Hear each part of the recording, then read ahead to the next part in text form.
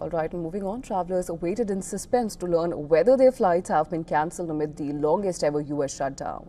With barely 10 hours to go until the first cuts, they were to take effect. The Federal Aviation Administration announced that 40 of US's most busiest airports will be affected by these cuts, starting with a 4% reduction in traffic. These cuts would deepen over the weekend until they reach the 10% level on November 14th. Well, this in turn would result in cancellation of thousands of flights across the country. The airports under discussions include those on the FAA's Core 30 list, which is a roster of the nation's busiest airports for commercial traffic, as well as several high-traffic cargo hubs and airfields favored by private jets. Well, US carriers will be forced to cancel up to 1,800 flights a day, which is equal to about 268,000 seats daily once the 10% cuts kick in, and this comes right before the busiest travel season.